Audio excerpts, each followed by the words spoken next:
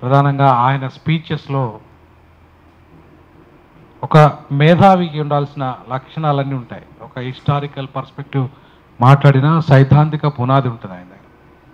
So ఆ సైద్ధాంతిక పునాది ఆచరణాత్మకంగా ఉంటుంది. ఏదో ఊరికే సొల్లు చెప్పి ఇప్పుడు ఇంగ్లీష్లోనే బతకాలి, ఇంగ్లీష్లోనే చావాలని చెప్పి ఒక ప్రొఫెసర్ మాట్లాడతాడు. అది చాలా శుద్ధ తప్పది. మొత్తం మనం ఏమైనా ఇంగ్లీషులో పుట్టినామా, ఇంగ్లీషులోనే చావాలి, ఇంగ్లీష్లో పుట్టడానికి తెలుగులో పుట్టినాం కాబట్టి మనం తెలుగు అనేది మన అస్తిత్వాన్ని కాపాడుకోవాల్సిన బాధ్యత ఉంటుంది. ఆ రకంగా అశాస్త్రీయంగా నేను మాట్లాడాల్చుకోలే, ఆయన కూడా మాట్లాడు. ఎందుకు అంటున్నానంటే ఇప్పుడు మనం ప్రధానంగా ఉత్తరాది దక్షిణాది అనే అంశానికి వచ్చేస్తే మన మూలాలు ఎక్కడికి వెళ్ళి స్టార్ట్ అయినాయి అనేది చాలా కీలకం. అసలు ఈ 888 అనే సంఖ్యను ఎందుకు నిర్ధారించాలి? అక్కడ కొత్త పార్లమెంటు ఎవరితోని చర్చించి 888 అనే సంఖ్య నిర్ధారించింది? ఒక పార్లమెంట్ ఎవడయ్యే సొమ్ము, ఎవడి బాబీ జాగిరి అంటున్నా. పార్లమెంటు అనేది ఎవడి బాబు జాగిరి? నువ్వు పార్లమెంటు సంఖ్య నిర్ధారించేటప్పుడు దేశంలో ఉన్న అన్ని రాజకీయ పార్టీలతో చర్చించావా? మరి చర్చించినప్పుడు అది ఏమన్నా బీజేపీ అయ్యే జాగిరా, ఆర్ఎస్ఎస్ అయ్యే జాగిరా? ఈ దేశం ఎవరిది? లేదంటే ఆర్య బ్రాహ్మణ క్షత్రియ వాళ్ళదా ఈ దేశం? మీరెవరండి ఈ దేశంలో నిర్ణయించడానికి 888 ఉండాలని? ఏ జనాభా దామాష పద్ధతిలో 888 నిర్ణయించను? ఏ జనాభా లెక్కల ప్రకారం 2011 జనాభా లెక్కల ప్రకారం నిర్ణయించినవా? నువ్వు చేసింది ఇప్పుడు మనకు ప్రామాణికమైంది 2011 సెన్స్ ఆఫ్ ఇండియా జనాభాలో వచ్చినాయి, అంతకంటే ముందు రాలేదు కదా. మరి 2011 జనాభా లెక్కల ప్రకారంగా ఏ లెక్క ప్రకారంగా 888 అవుతుంది? అంటే వాళ్ళు ఇలా వాళ్ళ హైందవ పునాదుల మీద ఈ దేశాన్ని నిర్మిస్తున్నారు, వాళ్ళ ఆర్య పునాదుల మీద ఈ దేశాన్ని నిర్మిస్తున్నారు, పునర్నిర్మాణం చేస్తున్నారు. అంటే ఇంద్ర సభ 888 మంది సభ్యులు ఉంటారు అక్కడ ఇంద్ర సభలో. అదే సభ ఆ ఇంద్రుని సభని ఇక్కడ నరేంద్రుడు, ఆ ఇంద్రుడే ఈ నరేంద్రుడు. సో ఈ నరేంద్రుడే ఆ ఇంద్రుడు. ఇంద్రుడెవడు? ఆర్యుడు. ఇంద్రుడెవడు? ఆర్యుడు, ఆర్యదేవుడు. సో ఈ ఆర్యదేవుడు, ఈ ఆర్య సంస్కృతి, ఈ ఆర్య సంతతి, ఆర్య అంటే is nothing but white racism, తెలుపు.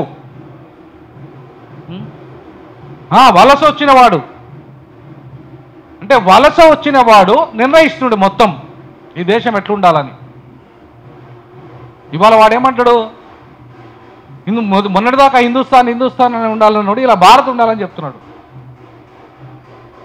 మొన్నటిదాకా హిందుస్థాన్ కావాలి, దేశం పేరు హిందుస్థాన్ పెట్టాలని చెప్పిన ఆర్ఎస్ఎస్ ఇవాళ ఎందుకు మేము అట్లా కాదు, 10 లక్షల మందితో, 20 లక్షల మందితో, కోటి మందితో సంతకాలు తీసుకుంటాం ఈ దేశాన్ని భారత్ పెట్టాలని. ఎందుకు భారత్ పెట్టాలి? ఎవరు నిర్ణయిస్తారు? ఓ దేశం పేరు ఎవరు నిర్ణయించాలి? ఏ బేస్ మీద దేశం పేరు నిర్ణయిస్తావు? ఇవాళ భారత్ అనే పదము, భారత్ అనేవాడు ఆర్యుడు, భరతుడు ఆర్యుడు. సో ఆర్య సంతతి, ఈ ఆర్య సంతతికి సంబంధించిన వాడే పేరే పర్మనెంట్గా ఉండాలి ఇక్కడ ఈ దేశానికి. ఇది ద్రవిడ దేశమా, ఆర్య దేశమా? ఈ చర్చ జరగాల. ముందు జరగాల్సింది ఈ దేశము ద్రవిడ దేశమా, ఆర్య దేశమా? ఈ చర్చ జరగాలి ఈ దేశంలో. ఫస్ట్ ఈ జనాభా లెక్కల కంటే కూడా ముందు కూడా ఈ దేశం ఆర్య దేశమా, ద్రవిడ దేశమా? మరి ఈ దేశం ఆర్య దేశం అయితే మీరు చూపెట్టండి ఎవిడెన్సెస్. ఆర్య దేశం అయితే ఎవిడెన్సెస్ చూపెట్టండి, హిస్టారికల్ ఎవిడెన్సెస్, సైంటిఫిక్ ఎవిడెన్సెస్ చూపెట్టండి. ఈ దేశం ఆర్య దేశమా, ద్రవిడ దేశమా? ద్రవిడ దేశానికి మేము ఆధారాలు చూపెట్టగలుగుతాం, సైన్స్, టెక్నాలజీ అన్నిటితో, ఈవెన్ డిఎన్ఏ టెస్ట్ల ద్వారా కూడా చూపెట్టగలుగుతాం మేము ఆధారాలు. ఇది ద్రవిడ దేశం అని, ఇది ఆర్య దేశం అని నువ్వు ఆధారాలు చూపెట్టు. ఏ డిఎన్ఏ ఆధారంగా చెప్తున్నావు ఇది ఆర్య దేశం అని? ఏ సైన్స్ ప్రకారం చెప్తున్నావు, ఏ టెక్నాలజీ ప్రకారం చెప్తున్నావు? మరి అలాంటప్పుడు ఈ చర్చే మనం మొదలు పెట్టకుండా కేవలం సంఖ్య పరకే, ఈ సంఖ్య అనేది తర్వాత వస్తుంది. అసలు ఈ దేశం ఎవరిది? ఈ దేశం ఎవరిది?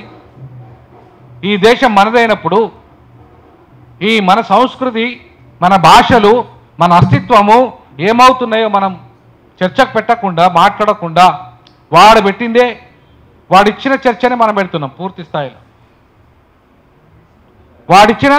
వాడు ఏదైతే లేవనెత్తాడో దాని మీదనే మనం రౌండ్ టేబుల్స్ కానీ మన చర్చలు కానీ వాని చుట్టూ తిరుగుతున్నాయి తప్ప మన చుట్టూ తిరుగుతలేవు. అసలు మనం చర్చలు ఇస్తలేము మనకి. నేనేమంటున్నా ఈ సందర్భంగా, ఈ దేశానికి హిందుస్థాన్ అనే పెట్టాలండి. ఈ దేశం హిందుస్థానే. సింధు అనే పదం నుండి హిందూ అనే పదం వచ్చింది. సింధు అనేది ఒక నదీ నాగరికత. సింధు హరప్ప. ఈ దేశంలో మనం 1 కోటి మంది మనం కూడా సంతకాలు తీసుకుందాం హిందుస్థాన్ అని ఈ దేశాన్ని పెట్టాలని. వాడు భారత్ అని పెట్టమంటాడు కదా, మనం ఈ దేశానికి హిందుస్థాన్ అని పెట్టాలని చెప్పేసి మనం కూడా 1 కోటి కాదు 10 కోట్ల సంతకాలు తీసుకుందాం. మనం కూడా 145 కోట్లలో హిందువులు అంటే రారా? సింధు అనే పదం నుండే హిందూ అనే పదం వచ్చింది అనేది మనం అందరం అంగీకరించినప్పుడు, బహుజనులం అంతా అంగీకరించినప్పుడు మనం ఎందుకు హిందువులుగా క్లెయిమ్ చేసుకోకూడదు? ఈ దేశంలో మనం హిందువులుగా క్లెయిమ్ చేసుకున్నంత కాలం ఈ దేశం మనది కాకుండా పోతుంది. అది గుర్తుపెట్టుకోవాలి మనం. ఈ దేశంలో మనము హిందువులుగా క్లెయిమ్ చేసుకున్నంత కాలం ఈ దేశం మనది కాకుండా పోతుంది. బాబాసాహెబ్ అంబేద్కర్ కాంటెక్స్ట్ వేరు. ఆయన స్టేట్మెంట్ ఇచ్చినప్పుడు ఈ దేశంలో డిఎన్ఏ టెక్నాలజీ లేదు. ఈ దేశంలో సైన్స్ ఇంత పెద్దగా డెవలప్ కాలేదు.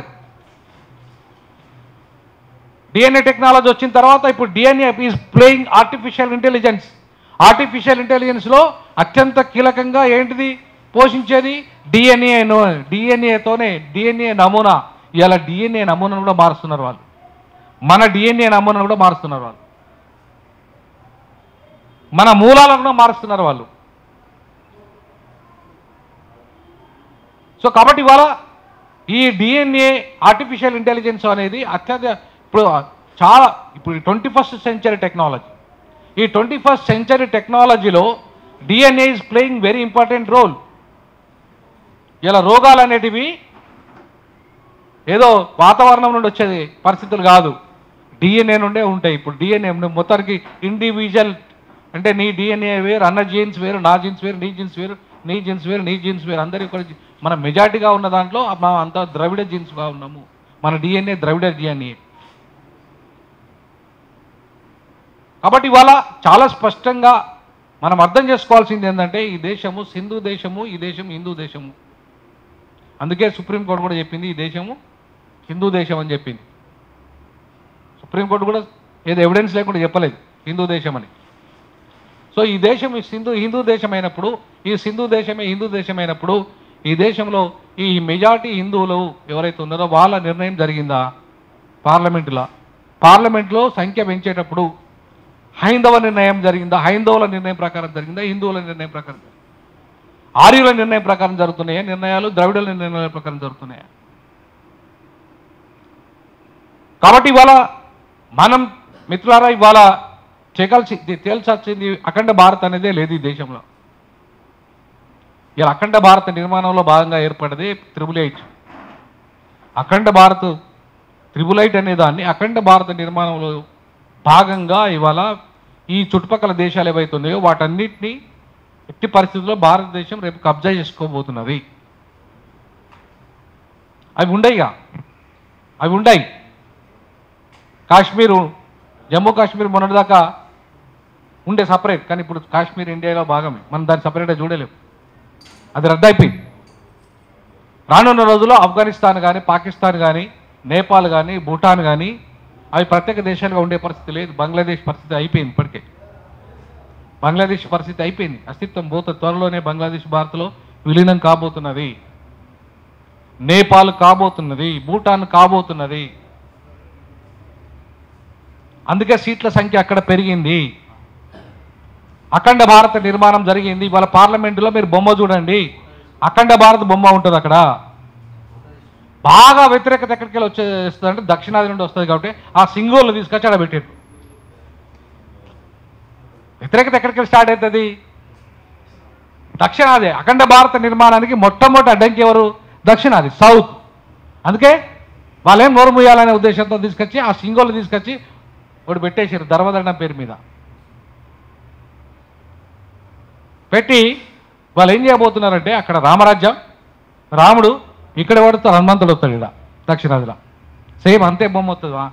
రాముడి బొమ్మ ఎంత ఉంటుందో అంత బొమ్మ ఇక్కడ హనుమంతుడు వస్తాడు. అంటే ఏం చేయాలి? హనుమంతుడు ఏం చేయాలి? ఎప్పుడు ఎక్కడ ఉంటాడు రామునికి? దక్షిణాది వాళ్ళు ఎక్కడ ఉండాలి? ఉత్తరాది వాళ్ళకు బానిసలుగా పాదాల దగ్గర ఉండాలి. ఆ పాదాల దగ్గర ఉండడానికి ఈ సంఖ్య పెంచుకుంటున్నారు వాళ్ళు. ఇప్పటిదాకా అంతో ఇంతో 130 స్థానాలు ఉండి మనం ప్రశ్నించినాం, మనం మాట్లాడినాం, మన గొంతుగా కొంత వినబడ్డది. అక్కడ మన అవసరం వచ్చింది, మన అవసరం వాళ్ళకి ఏర్పాటైంది. రాజశేఖర రెడ్డి అనేవాడు ఎంతమంది ఎంపీలు ఉండే? 33 ఎంపీ స్థానాలు ఉన్న రాజశేఖర రెడ్డి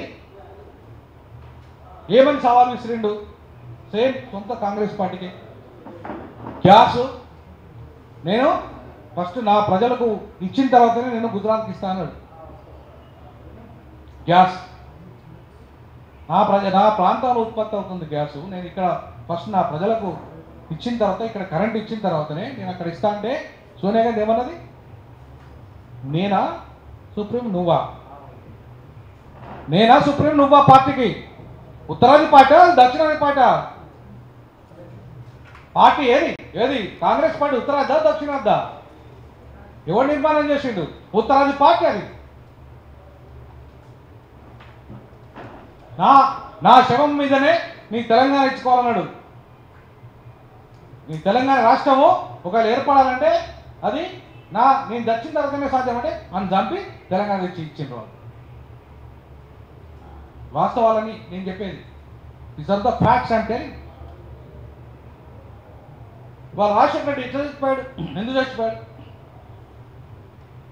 దక్షిణాదిలో ఎందుకు ఆంధ్రప్రదేశ్ విభజన జరిగింది? తెలంగాణ పెద్ద ప్రేమ పుట్టి సోనియామ్మకు ప్రేమ పుట్టి మన ఆత్మ బలిదానాలన్నింటినీ తగ్గించడానికి. అట్లయితే డిసెంబర్ 9 రోజే తెలంగాణ రాష్ట్రం ఇచ్చేది, అప్పటిదాకా వెనకపోయేది కాదు. సౌత్ను వీక్ చేయడానికి రాజశేఖర రెడ్డి అనేవాడు నాకు ఎదురు తిరిగింది. రేపు ఇంకొకసారి సౌత్లో ఎవడు కూడా ఎదురు తిరగడానికి వీలు లేదు. ఎందుకంటే నువ్వు ఎక్కడ ఉండాలి? నీ ప్లేస్ ఎక్కడ? నా కాళ్ళ దగ్గర. అందుకే ఇంకొకసారి ఇంకెవడు మాట్లాడకుండా ఉత్తరాది మీద ఢిల్లీ మీద ఆధిపత్యం చేయకుండా ఉండాలంటే క్లోజ్ చేయాలి ఆంధ్రప్రదేశ్. అదే ఉత్తరప్రదేశ్ ఎందుకు చూపించలే? అతిపెద్ద రాష్ట్రము నా మాయావతి గారు 4 రాష్ట్రాలు చేయమనే అసెంబ్లీ తీర్మానం చేసింది. ఎందుకు చేయలే? ఇదే కాంగ్రెస్ పార్టీ ఎందుకు వ్యతిరేకించింది? ఎందుకు తెలంగాణ మాత్రమే ఇచ్చింది?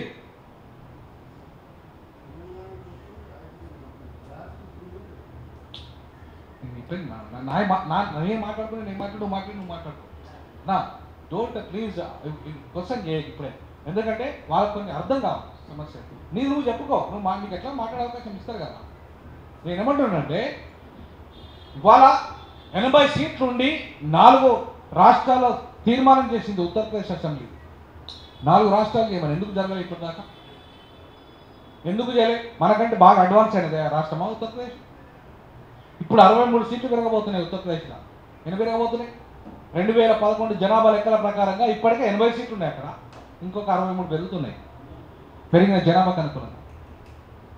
అంటే ఒక్క ఉత్తరప్రదేశ్ నీకు ఏంటిది బీహార్ లేదంటే మధ్యప్రదేశ్ 2 కలిస్తే చాలు. వాళ్ళ దేశంలో 2 రాష్ట్రాలు 3 రాష్ట్రాలు కలిస్తే వాళ్ళకి అధికారం వచ్చేస్తుంది. ఒక్క ఉత్తరప్రదేశ్ జనాభా ఎంత? ఇప్పుడు 25 కోట్లు. దక్షిణాది జనాభా ఎంత? 23 కోట్లు. మనకంటే మన 5 రాష్ట్రాల జనాభా కంటే ఒక ఉత్తరప్రదేశ్ జనాభా ఎక్కువ. ఒక ఉత్తరప్రదేశ్ యొక్క ఓటర్ విలువ, ఒక ఎమ్మెల్యే ఓటు విలువ మనకంటే ఎన్ని రెట్లు ఎక్కువ? 16 రెట్లు ఎక్కువ. ఒక ఎంపీ ఓటు విలువ మనకంటే ఎంత? 16% ఎక్కువ. అంటే ఒక ఎంపీ ఈ దేశంలో ఒక రాష్ట్రపతిని నిర్ణయించేది ఎవరు? ఈ దేశంలో ఒక ఉపరాష్ట్రపతి నిర్ణయించేది ఎవరు? స్పీకర్ని నిర్ణయించేది ఎవరు? ఆ ఉత్తరప్రదేశ్ ఓటు. ఉత్తరప్రదేశ్ ఓటు ఈ దేశంలో కీలకమైన పదవులు నిర్ణయిస్తున్నది. కారణం దాని ఓటు విలువ ఎక్కువ, కారణం జనాభా ఎక్కువ, కారణం బడ్జెట్ ఎక్కువ. ఇప్పుడు బడ్జెట్ కూడా 15th ఫైనాన్స్ కమిషన్ వచ్చిన తర్వాత నువ్వు ఇంతకుముందు మాట్లాడినట్టుగా బడ్జెట్ కూడా ఇప్పుడు ఎవరికి పోతుంది? మొత్తం దక్షిణాదికి ఎంత బడ్జెట్, టోటల్ బడ్జెట్ కంటే కూడా 39,000 కోట్ల రూపాయల బడ్జెట్ కేటాయించారు మొన్న బడ్జెట్లో. మనకెంత మొత్తం దక్షిణాది కలిపితే 32,000 కోట్ల రూపాయలు. మన బడ్జెట్ ఎంత కేటాయింపు? మొత్తం 6 రాష్ట్రాలు కలిపి పుదుచ్చేరితో కలిపితే 32,000 కోట్ల రూపాయలు. ఒక్క ఉత్తరప్రదేశ్కి ఎంత బడ్జెట్ కేటాయించారు? 39,000 కోట్ల రూపాయలు కేటాయించారు. మరి ఇది వివక్షత కాదా? ఒక ఢిల్లీ కార్పొరేషన్కి ఎంత నిధులు కేటాయించారు? ఒక్క ఢిల్లీ కార్పొరేషన్ నిధులన్నీ మొత్తం దక్షిణాదిలో ఉన్న అన్ని క్యాపిటల్ సిటీలో ఉన్న మన కార్పొరేషన్ నిధులన్నీ. ఒక్క ఢిల్లీ కార్పొరేషన్ నిధులు 42,000 కోట్లు కేంద్ర ప్రభుత్వం ఇచ్చిన గ్రాంట్. మనకు మొత్తం దక్షిణాది మొత్తం కలిపితే 32,000 కోట్లు. మరి ఎవరు బాగుపడతారు ఈ దేశ బడ్జెట్లో? పన్ను కడుతున్నది ఎవరు? 61% దక్షిణాది కడుతుంది పన్ను. ఈ దేశంలో జీడిపి ఇవాళ దక్షిణాది వల్ల మనం కడుతున్న పన్నుల వల్ల 61% కడుతున్న పన్ను. అంత పెద్ద రాష్ట్రం, అంత పెద్ద రాష్ట్రాలు ఈ దేశంలో వాళ్ళు కడుతున్న పన్ను ఎంత? 39%. మొత్తం ఉత్తరాది రాష్ట్రాలు అన్ని కలుపుతున్న శాతం 39% కలిపితే మనం ఒక్కరమే చిన్న రాష్ట్రాలు, మన 130 ఎంపీలు ఏమో, మనము 23 కోట్ల జనాభా ఉన్న వాళ్ళం 61% పన్నులు కడుతున్నాము. మరి దేశం నడుస్తుంది ఎవరి వల్ల నడుస్తుంది? ఎవరి పన్నుల వల్ల నడుస్తుంది దేశం? మన పన్నుల వల్ల నడుస్తూ మనం బిచ్చగలగా మన దగ్గర అడుక్కోవాలా? బిచ్చగలగా మనం అడుక్కుంటే వాడు దేహి అని మనకు వేయాలి. మనకేమవసరం? ఉత్తరకొరియా, దక్షిణ కొరియాను మన సపరేట్ దేశం ఏర్పాటు చేసుకుంటే మాకు సపరేట్ దేశం ఇచ్చేసేయండి రా. మేము ద్రవిడులము, మా కల్చర్ వేరు, మా భాషలు వేరు, మా సంస్కృతి వేరు. మీరేమంటారు? మేము ఇంత పనులు కడుతుంటే మిమ్మల్ని బిచ్చం మేమేం కడుక్కోవాలి? మాకేం అవసరం మిమ్మల్ని బిచ్చమని కూడా? మిమ్మల్ని సీట్లు పెంచుని, మాకు సీట్లు పెంచుని, మాకు సీట్లు పెంచుని అని అడుగుడేది. అరే మాకు దేశమే సపరేట్ ఇస్తే మా దేశంలో మేమే పెంచుకుంటాం. ఎన్ని సీట్లు కావాలి? మా జన ప్రకారం మేమే పెంచుకుంటాం. నువ్వెవడి పెంచడానికి? నీ ఇష్టారాజ్యం చేయడానికి నువ్వెవడి? ఈ అంశాలన్నింటినీ చర్చించాల్సిన అవసరం ఉంది. ఎందుకంటే ఏ దేశంలో ప్రజాస్వామ్యం వర్ధిల్లాలంటే ఆ దేశంలో ప్రజాభిప్రాయ ప్రకారం నిర్ణయాలు జరగాల. నిర్ణయాలు అటు జరుగుతున్నాయా? నిర్ణయాలు అటు జరుగుతున్నాయా? జరగట్లేదు. కాబట్టి ఇవాళ పార్లమెంటు సంఖ్య ఈ దేశంలో బాబాసాహెబ్ అంబేద్కర్ 3 కోట్ల జనాభాకు ఒక రాష్ట్రం చేయాలన్నాడు. 3 కోట్ల జనాభాకు ఒక రాష్ట్రం చేయాలని మొదటి ఫజల్ కమిషన్ రిపోర్ట్ సబ్మిట్ చేశాడు. మరి నీకు అక్కడ వాళ్ళ 25 కోట్లకు ఒక రాష్ట్రం ఉంటుంది. ఒక మణిపూర్ జనాభా ఎంత? ఒక ఈశాన్య రాష్ట్రాల జనాభా ఎంత? ఒక గోవా జనాభా ఎంత? ఒక ఉత్తరప్రదేశ్ జనాభా ఎంత? చివరికి మన తెలంగాణ జనాభా ఎంత? మనతో పోల్చుకుంటే ఎన్ని రెట్లు ఎక్కువ ఉత్తరప్రదేశ్. మన అంత పెద్ద జనాభా కలిగినప్పుడు దేశ రాజకీయాల్లో ఉత్తరప్రదేశ్లో మొత్తం కీలక భూమిక అవుతుంది కదా. ఈ భారతీయ జనతా పార్టీ మొన్న 73 సీట్లు కలిసింది. అంతకుముందు ఫస్ట్ టర్మ్లో ఒక్క ఉత్తరప్రదేశే కాపాడింది భారతీయ జనతా పార్టీని. రెండవ టర్మ్లో కూడా ఇవాళ 38 సీట్స్ గెలిచింది మొన్న రెండవ టర్మ్లో కూడా. అంటే ఇవాళ 400 సీట్లు వస్తాయన్న అక్కడ కూడా 38 నీకు సీట్లు ఒక్క ఉత్తరప్రదేశే ఇచ్చింది నీకు మూడోసారి, థర్డ్ టర్మ్ కూడా. నేను ఎవరు కాపాడుతాను అంటే ఉత్తరప్రదేశ్ నేను కాపాడుతాను. బీజేపీని కాపాడుతుంది ఎవరు? ఉత్తరప్రదేశ్ కాపాడుతుంది. దక్షిణ భారతదేశంలో బీజేపీకి ఉన్న సీట్లు అన్ని, ఎంపీ సీట్లు అన్ని ఉత్తర భారతదేశంలో ఎన్ని ఉన్నాయి? 303 స్థానాలు ఉన్నాయి స్వయంగా వాళ్ళ సొంతగా. ఈ మధ్య కాలంలో ఇంకా పెరిగినాయి. చాలా రాష్ట్రాలలో వాళ్ళకి రాజ్యసభ సీట్లు కూడా విరిగిపోయింది. మరి వాళ్ళు స్వయంగా ఉత్తర భారతదేశం మీద ఆధారపడి ఇవాళ వాళ్ళు అన్ని సీట్లు కబ్జా చేసుకోగలుగుతున్నారు. ఇది కేవలం హిందీ అనే భాష పునాదిగా జరగట్లేదా? హిందీ అనే భాష ఇవాళ ఉత్తరాదిలో జాతీయ భాష నినాదం పేరుతోని ఉత్తరాదిలో 25 భాషల్ని ఇలా తొక్కేసింది హిందీ భాష. నేను చెప్తాను, స్టాలిన్ చెప్పాడు మొన్న ట్వీట్లో 28 ప్రాంతీయ భాషలను తొక్కేసింది. రేపు మొత్తం దక్షిణాదిలో ఉన్న ఈ కాస్త భాషలను తొక్కేసే పరిస్థితి వచ్చేస్తుంది. మన తెలుగు అస్తిత్వమే లేకుండా పోతుంది. కొద్ది సమానం హైదరాబాద్లో ఎక్కువ హిందీలో మాట్లాడుతూ ఉంటారు ఇక.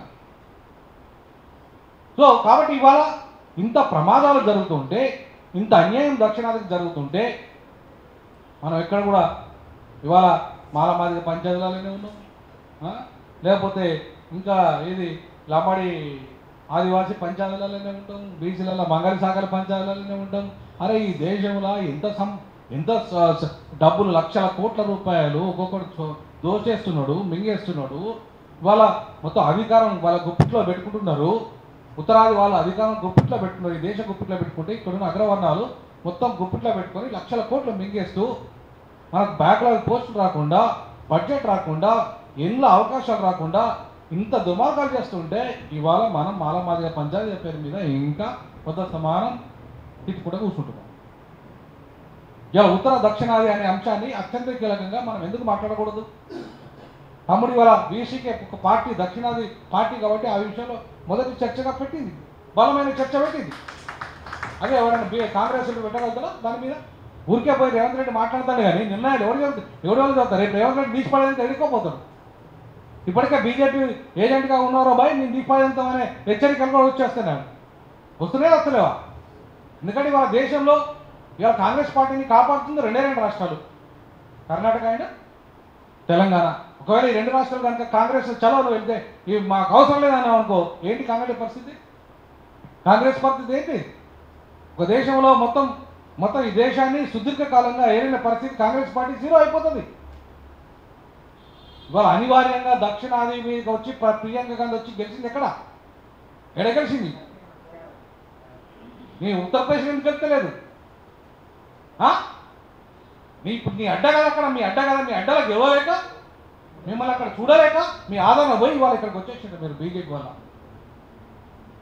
కాబట్టి ఇవాళ చాలా స్పష్టంగా మన ప్రాంతము అస్తిత్వాన్ని మనం కాపాడుకోవాలి. Capital city Hyderabad, south capital ఇది. ఒకప్పుడు Hyderabad state, it is a state, it is country. ప్రపంచంలో అత్యంత ధనిక నగరం ఇది, ప్రపంచంలోనే సంపన్న నగరం ఇది. వాడు ఇంతవరకు ఎందుకు దేశానికి 2వ రాజధాని చేయలేమని 55లో బాబాసాహెబ్ అంబేద్కర్ చెప్తే 55లోనే దేశానికి హైదరాబాద్లో 2వ రాజధాని చేయండి. మీ ఉత్తరాది కమ్యూనల్, వెరీ కమ్యూనల్, మీరు ఢిల్లీని చూసుకోండి.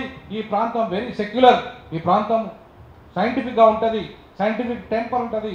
ఈ ప్రాంతంలో కుల నిర్మూలన ఉద్యమాలు ఉన్నాయి. ఈ ప్రాంతంలో 1920లోనే పెరియార్ నాయకత్వంలో ఇవాళ బ్రాహ్మణ వ్యతిరేక ఉద్యమం వచ్చింది. ఈ ప్రాంతంలోనే ఇవాళ నిజమైన సామాజిక విప్లవాలు వచ్చాయి ఈ ప్రాంతంలో. మరి మాయావతి గారు ఎప్పుడు ముఖ్యమంత్రి అయ్యారండి? 95లో అయింది. ఇక్కడ ఎప్పుడు ముఖ్యమంత్రి అయ్యారు? జస్టిస్ పార్టీ నేతృత్వంలో బ్రాహ్మణేతరులు ఎప్పుడయ్యారు? 1920లో అయ్యారు, స్వతంత్రం రాకముందు. బాబాసాహెబ్ అంబేద్కర్ అప్పటికి ఒక విద్యార్థి మాత్రమే. ఆయన ఇంకా మహచ్చలు పోరాట ఉద్యమం 1927లో స్టార్ట్ చేశాడు. అప్పటికి భాగ్యరెడ్డి వర్మ 1925లోనే ఇక్కడ ఆది హిందీ ఉద్యమం పెద్ద ఎత్తున ఉధృతంగా స్టార్ట్ చేశాడు. దక్షిణాది ఉత్తరాది కంటే 100 రెట్ల ముందంజలో ఉంది సామాజిక న్యాయ ఉద్యమంలో. ఇవాళ మనం చూసి నేర్చుకోవాల్సిన అవసరం లేదు. ఒక మాయావతినో లేకపోతే ఇంకెవరి దగ్గరికి పోయి నేర్చుకోవాల్సిన అవసరం మనకు లేదు. ఇక్కడ ఆల్రెడీ సామాజిక విప్లవ వీరులు ఇక్కడే పుట్టారు. ఒక పెరియార్, ఒక ఛత్రపతి షాహు మహారాజ్, ఒక మహాత్మా జ్యోతిరావు పూలే, ఒక నారాయణ గురు.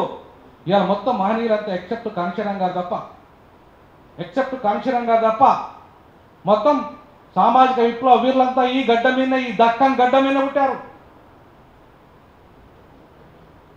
ఇక్కడికి వెళ్ళే 50% పైగా అప్పుడే రిజర్వేషన్ ఇచ్చిన చరిత్ర 1902లోనే ఇచ్చిన చరిత్ర ఎవరిది? ఉత్తర భారతీయులదా? సౌత్ ఛత్రపతి సాహు వాళ్ళ మనకి ఇప్పటికీ మహారాష్ట్రలో, అంతేకాకుండా కర్ణాటకలో, తమిళనాడులో రిజర్వేషన్లు అద్భుతంగా మనం పెంచుకోగలిగిన ఆ రోజుల్లోని. ఇప్పటికి ఉత్తరప్రదేశ్లో పెంచుకోగలిగినా ఉత్తర భారతదేశంలో మన వాళ్ళ పరిస్థితులు, దళితుల పరిస్థితులు, బడుగు బలహీన వర్గాల పరిస్థితులు ఏంటి? ఎంత దుర్మార్గంగా ఉన్నాయి.